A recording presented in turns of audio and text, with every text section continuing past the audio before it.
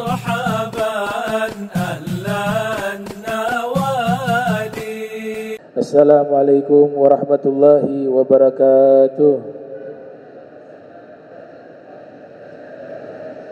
إن الحمد لله نحمده حمدا يليق بجلاله ونستعينه استعانة تليق بكماله ونستهديه هداية من أقر بعظمته وجلاله ثم نصلي ونسلم على سيدنا محمد وآله أما بعد سبحانك لا علم لنا إلا ما علمتنا إنك أنت العليم الحكيم ربي اشرح لي صدري ويسر لي أمري واحلل عقدة من لساني يفقهوا قولي وسدد لساني واهدي قلبي بحق سيدنا محمد صلى الله عليه وآله وسلم يا من هو في علوه كائن يا من هو في الحميد يا من هو في مجده متين اللهم أكرمنا بنور الفهم وأخرجنا من ظلمات الوهم وارزقنا فهم النبي وحفظ المرسلين وإلهام ملائكة المقربين ربنا زدنا علما وفهما وعقلا يا أكرم الأكرمين بحق سيدنا محمد خاتم الأنبياء والمرسلين يا رحمن الرحيم وصلى الله على سيدنا محمد وعلى آله وصحبه وبارك وسلم والحمد لله رب العالمين. Alhamdulillah, puji syukur kehadirat Allah, salawat salam senantiasa tercurahkan kepada junjungan mulia Nabi tercinta Sayyiduna Maulana Muhammad sallallahu alaihi wasallam beserta seluruh kerabat beliau, sahabat beliau dan umat beliau yang senantiasa melaksanakan ajaran beliau hingga akhir masa nanti. Yang sama-sama kami muliakan Imam Masjid Muttaqin Aminun Cialbar mata'anallahu ta'ala bituli hayati wa umrihi wa nafa'ana bihi wa bi'ulumihi wa amadana bi asrarihi wa adana min barakatihi fi dharain wal habib alwi albar mata'anallahu ta'ala bituli hayati wa umrihi wa nafa'ana bihi wa bi'ulumihi wa amadana bi asrarihi wa adana min barakatihi fi dharain. Dan seluruh para habaib, para asatiz, wabil khusus Al-Ustaz Jamal, Ustaz Syukri, Ustaz Sofyan, Jamil Hadirin hadirat yang insyaallah dirahmati Allah Subhanahu wa taala. Masih melanjutkan hadis yang ke-28 dari Abi Najih Al-Irbad bin Sariyah. Beliau mengatakan wa adzana Rasulullah sallallahu alaihi wasallam mau'izatan balighatan. Rasulullah sallallahu alaihi wasallam telah memberikan kepada kami nasihat yang sangat berkesan sehingga wajilat minhal qulub wa dzarafat minhal uyun. Hati-hati kami bergetar mendengarkan nasihat tersebut dan mata-mata kami ini mengeluarkan air mata. Kata mau'izah sebagaimana kita ketahui artinya satu nasihat yang menyentuh hati, itu disebut dengan mau'izah. Banyak sekali ayat yang menerangkan terkait memberikan nasihat, memberikan mau'izah, atau bahasa globalnya itu dakwah, ya, ad-da'watu. Di antaranya Allah Subhanahu wa taala berfirman di dalam salah satu firman-Nya, "Wa man ahsanu qaula mimman da'a ila Allah wa 'amila shalihan wa qala innani minal muslimin." Yang artinya siapa orang yang paling baik ucapannya? Orang yang paling baik ucapannya adalah yang mengajak dakwah atau mengajak manusia kepada Allah dan dia beramal soleh dan dia mengatakan sesungguhnya aku termasuk orang-orang yang muslim. Ayat ini menerangkan bahwasanya dakwah mengajak orang untuk bisa mengenal Allah atau mengajak mereka ke jalan yang diridhoi oleh Allah Subhanahu wa taala, ucapan itu adalah ucapan yang terbaik. Ahsanu qaula disebutkan. Sayyidah Aisyah istri Rasul sallallahu alaihi wasallam, beliau menafsirkan ayat tersebut adalah muadzin, orang yang melantunkan azan, menyerukan azan, mengajak manusia untuk sholat. Itu adalah ucapan terbaik. Itu tafsirannya Sayyidah Aisyah, ya. Jadi Sayyidah Aisyah menafsirkan wa man ahsanu gaula adalah muadzin. Di ayat yang lain Allah Subhanahu wa taala berfirman terkait masalah dakwah, ud'u ila sabili rabbika bil hikmati wal mau'izah hasanah wajadilhum billati hiya ahsan inna rabbaka huwa a'lamu biman dhalla an sabilihi wa huwa a'lamu bil muhtadin, yang artinya ajaklah manusia ke jalan penciptamu Allah dengan hikmah. Hikmah artinya dengan ilmu, bil hikmah, wal mau'izah hasanah, dan dengan nasihat yang baik, mau'izah hasanah. Wajadilhum billati hiya ahsan. Kalau memang terjadi perdebatan, berdebatlah dengan cara yang paling baik. Sesungguhnya penciptamu Allah, ia lebih mengetahui siapa yang menyimpang dari jalannya, dan lebih mengetahui orang-orang yang diberikan petunjuk. Di ayat yang lain Allah Subhanahu wa taala berfirman tentang dakwah fi sabilillah, qul hadhihi sabili ad'u ilallah. Katakanlah, ini jalanku, aku mengajak kepada Allah. Qul hadhihi sabili ad'u ilallah ala basirah, di atas basirah. Basirah artinya hujjah. Bisa juga diartikan hujjah artinya argumentasi. Burhan, burhan artinya bukti. Atau ilmu, itu disebut dengan basirah. Di ayat yang lain Allah Subhanahu wa taala berfirman, nurun ala nurin yahdillahu linurihi may yasha. Cahaya di atas cahaya, dengan cahaya tersebut Allah berikan petunjuk. Tuh. Jadi dakwah itu goyah, tujuannya adalah menyampaikan hidayah.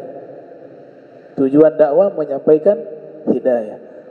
Sebab itulah bahasa yang Allah gunakan ketika Nabi mengajak manusia untuk kembali kepada tauhid, kembali kepada keimanan, kembali kepada keislaman. Bahasa yang Allah gunakan, wa yahdiyakum siratam mustaqimah. Dia Nabi Muhammad memberikan petunjuk kepada kalian ke jalan yang lurus. Itu dakwanya Nabi Muhammad SAW. Di ayat yang lainnya Allah Ta'ala berfirman, ya ayyuhan nabiyyu inna arsalnaka syahidaw wa mubashshiraw wa nadhira wa da'iyan ilallahi biiznihi wa sirajan munira. Wahai Nabi, kami utus dirimu sebagai saksi dan pembawa kabar gembira dan memberikan peringatan, dan da'iyan sebagai da'i, orang yang mengajak manusia ilallah, kepada Allah, biiznihi, dengan izinnya Allah Subhanahu wa taala, wa sirajan munira, dan sebagai lampu pelita yang memberikan cahaya. Nah, ini beberapa ayat yang berbicara tentang dakwah.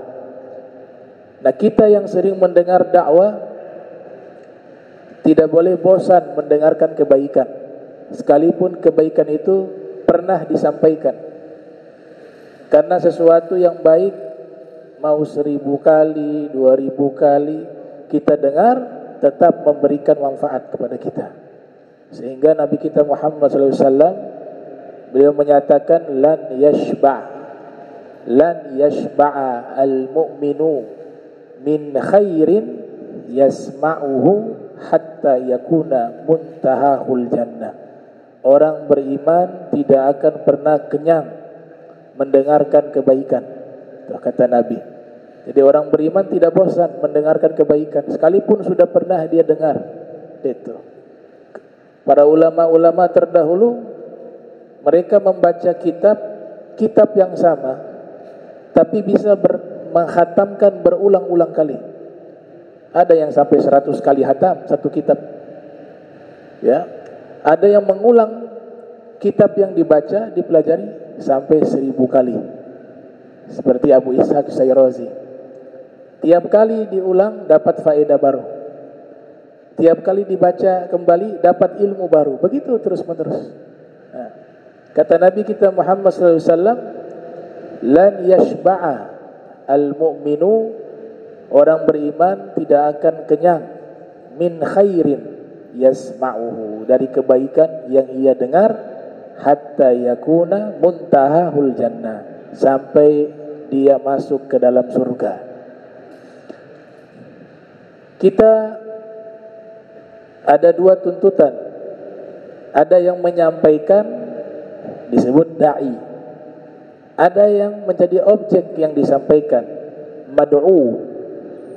Nah, yang menyampaikan ini punya beberapa syarat, sehingga yang disampaikan itu bisa sampai ke dalam hati orang yang mendengar. Yang pertama, yang menyampaikan itu sudah berusaha mengamalkan apa yang dia sampaikan. Dia sampaikan itu, dia sudah berusaha mengamalkan. Makanya para ulama mengatakan islahu nafsi qabla da'watin nas. Perbaiki diri sebelum mengajak manusia. Artinya dia juga bukan sekedar menyampaikan apa yang dia sampaikan, tapi dia sudah berusaha mengamalkan apa yang dia sampaikan. Dikatakan dalam syair, wa ghairu taqiyin ya'murun nasa bittuqa tabibun yudawin nasa wa huwa sakim. Orang yang tidak bertakwa tapi mengajak orang untuk bertakwa, bagaikan seorang dokter yang mengobati manusia sedangkan dokternya dalam keadaan sakit. Ya. Dokternya sakit tapi mengobati orang. Ibarat ngajak orang untuk takwa, tapi yang mengajak itu tidak bertakwa. Gitu. Nah, orang yang mengajak kebaikan untuk level para aulia sholihin, mereka kalau hari itu tidak sholat malam, besok paginya mereka gak mau ceramah. Harus tahajud baru bisa ceramah. Ada juga yang masuk ke masjid melupakan sunnah Nabi, masuk ke masjid menggunakan kaki kiri. Hari itu libur mengaji. Beliau liburkan kajian. Ditanya kenapa libur? Tadi saya sudah tidak mengamalkan sunnah Nabi Muhammad SAW.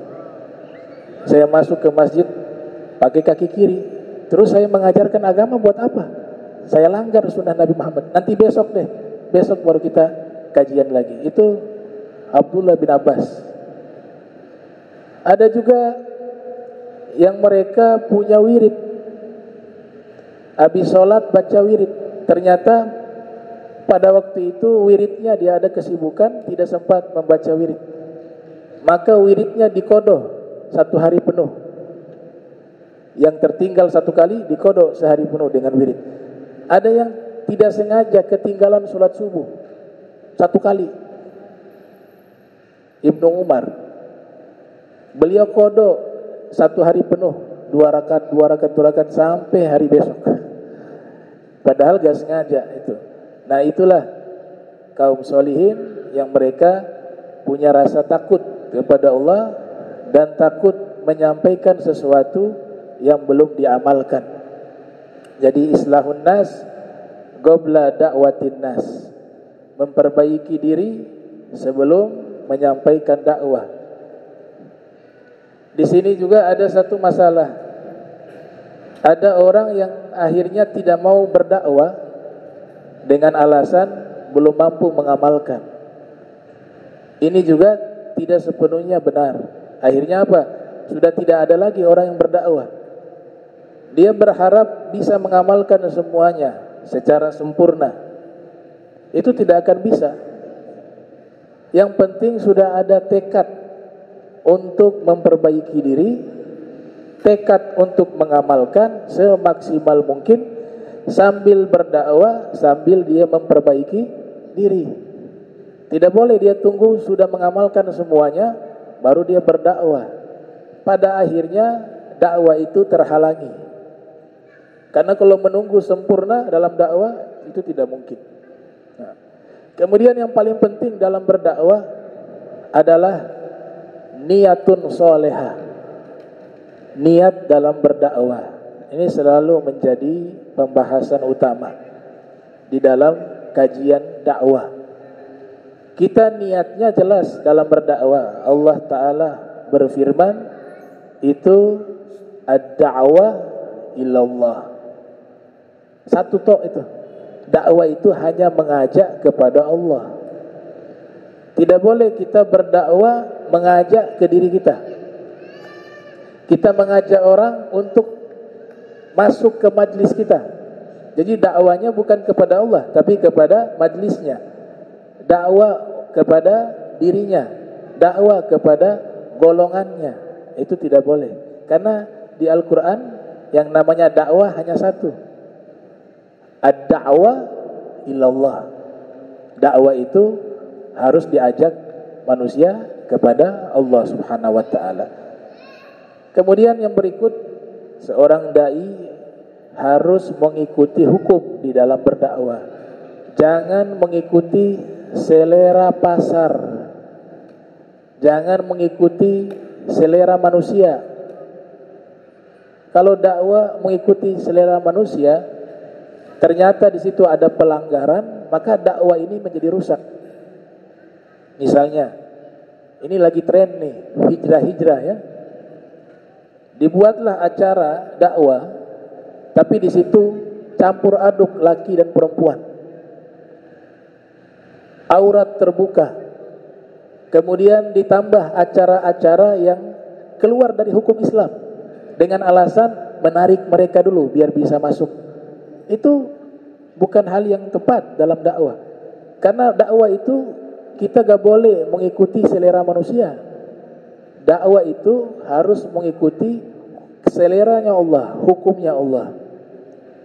Ya, saya pernah dibilang begitu. Bib, kalau dakwah lucu-lucu biar orang banyak. Saya bilang undang stand up comedy. Nanti stand up comedy kan lucu dari awal sampai akhir. Jadi ngelucu itu bukan tujuan dakwah, itu hanya sampingan. Tujuannya biar orang mungkin ngantuknya hilang. Tapi kalau diatur harus ngelucu biar orang banyak hadir. Oh mohon maaf, salah undang. Yang kamu undang jangan dai, kamu undang pelawak atau stand up comedy yang dari awal sampai akhir ngelucu. Kalau dakwah gak boleh ikut selera manusia. Itu Imam Haddad pernah mengatakan dalam kitab Al-Hikam ya, kaifa yakunu minal mu'minin man yurdil makhlukin bisakhati rabbil alamin. Bagaimana mungkin seseorang itu dikatakan orang beriman jika dia berusaha mencari ridhonya manusia, tapi di saat yang sama dia membuat murka Allah. Itu ikhtilat mendatangkan murka Allah. Ikhtilat itu campur laki perempuan yang bukan mahram. Terus dakwah, gimana? Dia dakwah di saat ada pelanggaran hukum. Yang dia dapat apa? Ridhonya manusia dia dapat. Oh ini ustadznya bagus nih, ustadznya ikut zaman, ya. Ustadz ini ustadz gaul, apapun bisa masuk. Kita kumpul laki perempuan juga tidak dimarahin. Bikin acara campur aduk dengan enggak masalah.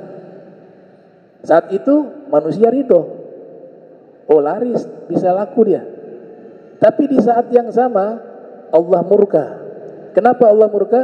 Di saat itu ada hukum yang dilanggar. Nah, itu yang dimaksud oleh Imam Haddad. Orang yang dai itu jangan ikut selera pasar, jangan ikut selera manusia. Ikutlah hukum Allah Subhanahu wa taala.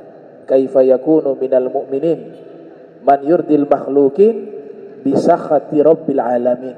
Bagaimana mungkin orang itu dikatakan beriman, dia membuat ridho makhluk, tapi di saat yang sama dia membuat Allah murka. Ini yang harus kita perhatikan. Ada rambu-rambu, ya. Mohon maaf ya, mohon maaf. Ada kalanya agama ini rusak karena tidak perhatikan hukum. Terutama yang sudah ditokohkan sebagai tokoh agama. Diundang dalam satu acara, misalnya MC-nya perempuan bukan mahram. Acara agama nih. Diundang seorang tokoh agama hadir. MC-nya buka aurat, bajunya tidak sopan. Ini dia merusak agamanya. Ya, merusak agamanya. Itu tidak dapat pahala. Kenapa? Di saat itu dia menyampaikan wawancaranya tentang agama. Tapi di saat yang sama pelanggaran hukum terjadi. Dan yang lebih parah dipublikasikan. Sehingga jika ini dilakukan terus-menerus, masyarakat awam akan menganggap itu hal yang biasa-biasa saja. Harusnya yang undang tahu juga dong, pakai pakaian yang sopan. Ini lagi bahas agama, gitu. Seperti misalnya ada kunjungan ke tempat-tempat bersejarah, disampaikan di situ. Ada, ini adalah lokasi tempat kelahiran Nabi Muhammad SAW. Tapi yang meliput acara itu wanita cantik, tidak menggunakan penutup aurat, atau kadang-kadang rambutnya kelihatan pakai jilbab di atas. Itu dalam syariat bukan namanya jilbab. Jilbab itu fungsinya menutup aurat. Yang dia sampaikan baik, ini tempat lahirnya Nabi Muhammad. Tapi hal ini jika terulang, orang akan menganggap, oh buka pakaian kayak begitu boleh. Buktinya dia sedang menyampaikan sejarah Nabi Muhammad. Nah, ini yang menjadi apa? Menjadi satu problem. Jadi dakwah itu dilihat dari segala aspek. Gitu. Saya kan pernah diundang tuh dakwah di kafe. Wah, sebenarnya di kafe bukan dakwah nih. Jadinya nongkrong, iya kan? Yang lain, Imam Haddad itu mengatakan dalam kitab Da'watut Tammah, dakwalah kepada semua komunitas. Ini fikrah dakwah Al-Habib Abdullah Al-Haddad dalam kitab Da'watut Tammah. Dakwalah kepada para pejabat, dakwalah kepada para menteri, dakwalah kepada para salatin, para raja, bahkan dakwah kepada ulama, ahli ibadah, para zuhad, anak muda, dan orang musyrik dan orang kafir. Itu pemikiran dakwah Al-Habib Abdullah Haddad. Tapi ada catatan di situ. Jika sudah meyakini dakwah itu bisa tersampaikan, silakan kamu berdakwah kepada siapapun dan dimanapun. Asal dia yakin, saya hadir di tempat itu, dakwah itu pasti tersampaikan. Banyak orang akan mendapatkan hidayah. Yang kedua, kata Imam Haddad, tidak memunculkan fitnah. Gitu. Banyak ulama-ulama terdahulu ada yang dakwanya di diskotik di Kediri. Ya, salah satu tokoh ulama, Gus Mik. Gus Mik itu dakwah di dalam diskotik. Tapi hasilnya ada, yaitu orang banyak tobat. Dan fitnah pada waktu itu tidak ada. Sebab apa? Para kiai-kiai sudah tahu dakwanya Gus Mik. Yang ketiga, tidak terbawa arus, ya. Orangnya kuat, sabat. Ini masalahnya masuk ke dalam niat dakwah, akhirnya bukannya dakwah, dia ngikut orang yang di dalam. Itu terjadi. Nah, dakwah semacam ini syaratnya 3 di tempat-tempat yang semacam itu. Yang di kafe, kalau memang bisa menyampaikan hidayah, kemudian hukum Allah tidak dilanggar pada waktu itu, tidak terjadi ikhtilat, tidak terjadi fitnah, dan memang maslahatnya ada. Kalau boleh mudarat tidak ada. Karena kaidah usul fikih itu darul mafasid aula min jalbi masalih. Kalau ada keburukan, maka di situ juga ada kebaikan, maka harus ditinggalkan keburukan itu. Di dalam kebaikan itu ada maslahat, tapi di situ ada keburukan. Karena sebab ada keburukan, maslahat ini ditinggalkan. Contoh begini, kegiatan dakwah itu maslahat, baik.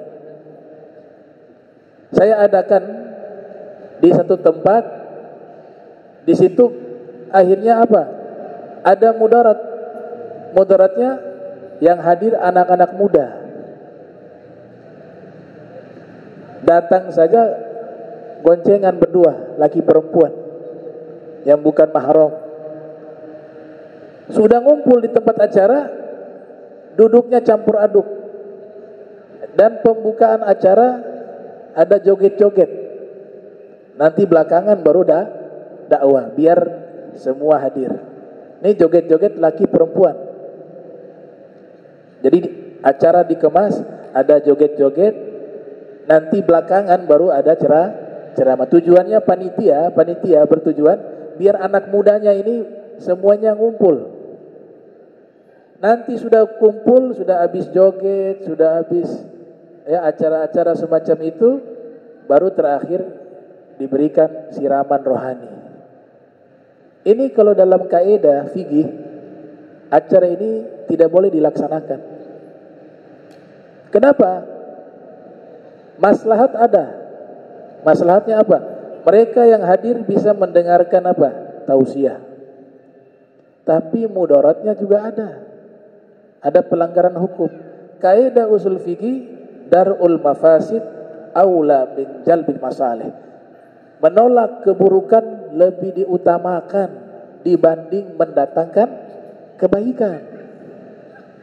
Jangan dibalik. Jangan dibalik. Ada keburukan tidak apa-apa, yang penting ada maslahat. Gak bisa. Gak ada kaidah itu. Yang ada, jika di situ ada keburukan sekecil apapun dan bersamaan di situ ada maslahat, maka harus ditolak keburukan itu. Nah, ini yang terjadi sekarang. Ya.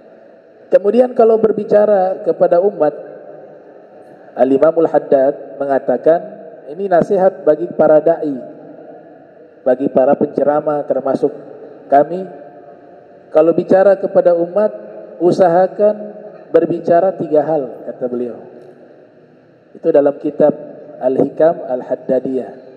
Yang bagi ayyadura kalamul alim billah ma'amatil mu'minin ala thalathati umur, kata beliau. Selayaknya seorang dai menyampaikan 3 perkara kepada umat. Di semua ceramah harus berisi 3 hal ini. Ini maqalahnya Al-Habib Abdullah Al-Haddad. Yang pertama, al-awwalu at-tadhkir bin ni'am. Mengingatkan umat akan nikmat-nikmat Allah.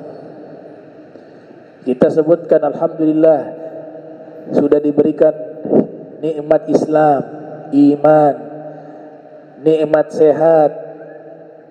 Kita hidup masih diberikan nikmat keamanan. Kasihan saudara-saudara kita di tempat lain, nikmat keamanan sudah diangkat, untuk ibadah pun susah. Itu contoh tuh, mengingatkan kepada nikmat. Kalau nikmat ini, wa in ta'uddu ni'matallahi la tuhsuha, sekalipun nikmat ini kalau dihitung tidak mampu kita jumlahkan, tapi mengingatkan umat tentang nikmat Allah akan melahirkan sifat syukur. Syukur. Nah, syukur ini akan mengantarkan kita kepada apa? Taat. Syukur akan mengantarkan kepada taat. Jadi ingatkan tentang nikmat-nikmat Allah Ta'ala. Ya, nikmat sehat, nikmat Islam, nikmat iman, ya, nikmat aman, nikmat dikasih cukup hidup, bisa makan sehari 3 kali, ya, tidak terganggu ibadahnya dan seterusnya. Yang kedua kata Imam Haddad, wathani iltizamu ta'ah.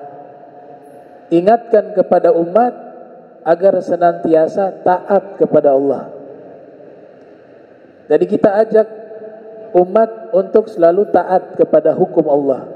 Ini halal, berarti berbicara fikih. Ini haram, ini mubah, ini makruh, ini sunnah, ini sah, ini batil, ini hak, dan seterusnya. Ajak untuk taat. Atiullah wa atir rasul. Taatilah Allah, taatilah Rasul. Untuk apa? Karena ketaatan itu fauzun, menyelamatkan. Jadi yang pertama mengingatkan kepada syukur, yang kedua iltizamu ta'ah, mengajak umat untuk senantiasa taat kepada Allah. Makna taat kepada Allah, taat terhadap hukum-hukum Allah. Konsekuensinya untuk bisa taat kepada hukum Allah harus belajar. Makanya 3 ilmu yang wajib. Kita kalau belajar jangan terlalu banyak. Yang sudah tua-tua nih, ya, tua tuh berarti 40 tahun ke atas nih, ya. Soalnya kalau belajar lagi balago, ulumul Quran, ulumul hadis, udah gak mampu otak. Saya termasuk sebenarnya percaya tuh dengan syair, ta'allum fi sigar kanaksi alal hajar, wa ta'allum fil kibar kanaksi alal ma. Ya, ini syair terkenal, ya. Belajar di waktu kecil seperti mengukir di atas batu. Dia ukir memang agak sulit, tapi ketika sudah tertulis, dia akan melekat. Tapi kalau belajar di waktu tua, seperti mengukir di atas air. Mudah paham. Ditulis, tertulis, tapi saat itu juga hilang. Namun memang Syekhuna Sayyidul Walid Al-Habib Abdurrahman bin Ahmad As-Sagaf, ya, guru dari guru kami, mengatakan tidak menutup kemungkinan orang yang belajar di waktu tua juga bisa berhasil. Nah, tidak menutup kemungkinan, tapi itu butuh perjuangan yang ekstra, kata beliau. Ya. Antum disuruh hafal itu kalau belajar nahu lagi itu. Mufradat tuh loh, kosakata, tangan itu apa, ya, apalagi sudah berkeluarga, sibuk kerja dan susah mengatur waktu.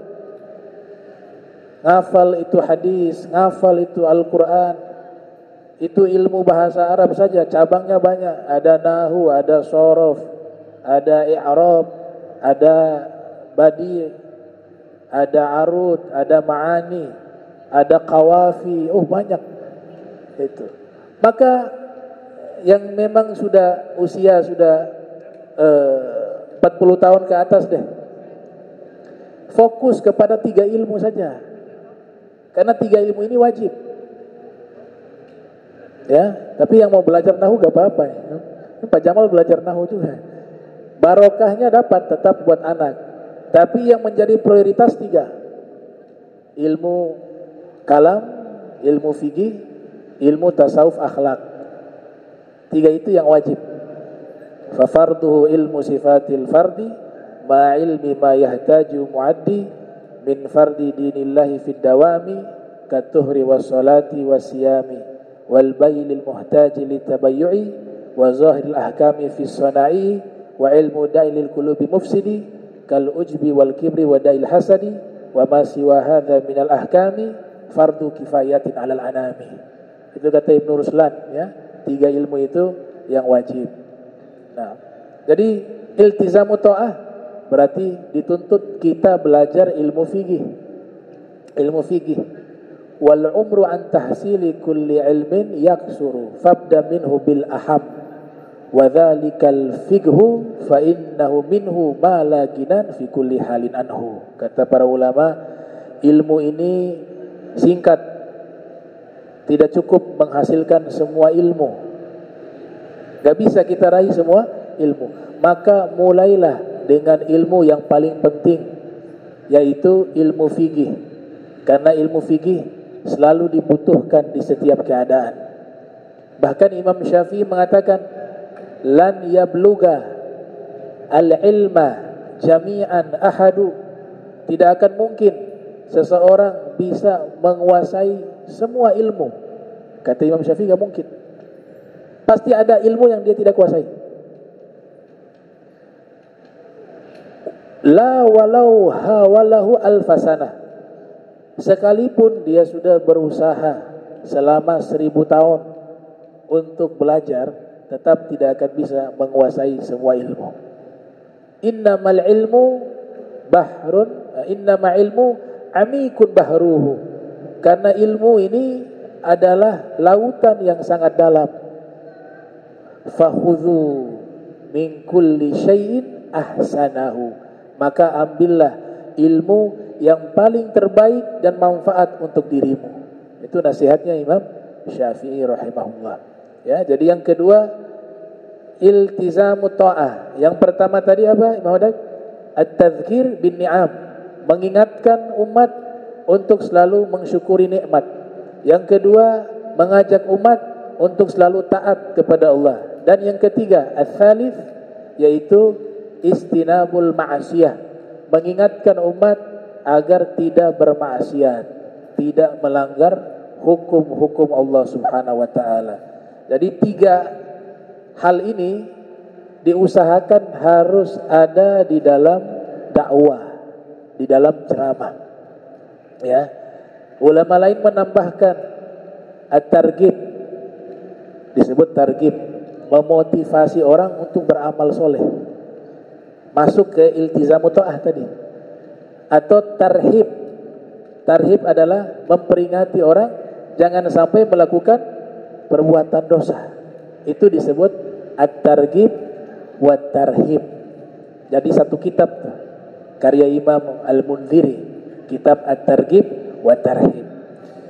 Ada beberapa kitab yang bisa kita jadikan sebagai buku panduan kita di dalam berdakwah, ya. Jadi dakwah itu ada ilmu, ada cara, ada metodologi. Ada beberapa kitab yang membahas tentang dakwah, di antaranya kitab yang ditulis oleh Al-Habib Abdullah Al-Haddad berjudul Ad-Da'watut Tammah wa Tadhkiratul 'Ammah. Itu membahas metodologi dakwah yang diajarkan oleh Al-Habib Abdullah Al-Haddad atau pemikiran dakwah beliau. Kemudian ada juga ulama bernama Syekh Yusuf Farih, ya, menulis kitab Ad-Da'watu Ilallah yang membahas tentang metodologi berdakwah. Dan juga ada kitab tulisan Profesor Dr. Said Ramdan Al-Buti berjudul Qawaidah, ya, Qawaidu Da'wati Ilallah, kaidah-kaidah dakwah, kaidah-kaidah dakwah ilallah. Kitab kedua yang ditulis oleh beliau, Hakadha fal nad'u ilal Islam. Itu juga membahas tentang metodologi dakwah dan cara berdakwah serta niat di dalam dakwah. Kitab keempat, kitab Tadbihul Muqtarrin karya Syekh Abdul Wahab Sya'rani. Kenapa ini menjadi kitab pegangan untuk dakwah? Karena di situ membahas tentang niat dalam berdakwah, hal-hal yang merusak dakwah dan seterusnya. Dan yang keenam, kitab karya Al-Habib Umar berjudul Maqasid Halaqati Ta'lim wa Wasailuha. Di situ Habib Umar menerangkan juga tentang cara-cara mengajar, cara-cara berdakwah. Nah, ini beberapa kitab yang bisa menjadi pegangan bagi kita untuk berdakwah di jalan Allah Subhanahu wa taala. Insyaallah pertemuan berikut kita lanjutkan lagi pembahasan terkait hadis yang nanti lanjutannya itu membahas tentang ketaatan kepada pemimpin yang muslim, ya. Perintah taat dari Nabi. Nabi mengatakan dalam hadis, fasayara minkum ikhtilafan katsira fa'alaikum bisunnati wa sunnati khulafa rasyidin. Ya, mau berkaitan tentang sunnah Nabi Muhammad SAW dan sunnah para khulafaur rasyidin. Wa insyaallah pertemuan berikut kita akan bahas. Allahumma jam'ana hadza jama marhuma wa tafarraqna min ba'di tafarruqan ma'suma wa la tajal minna wa la minna syai'an mahruma. Subhanaka bihamdika astaghfiruka wa atubu ilaik. Wa sallallahu alaihi Muhammadin wa ala alihi wa sahbihi wa barik wasallam walhamdulillahirabbil alamin. Wassalamualaikum warahmatullahi wabarakatuh.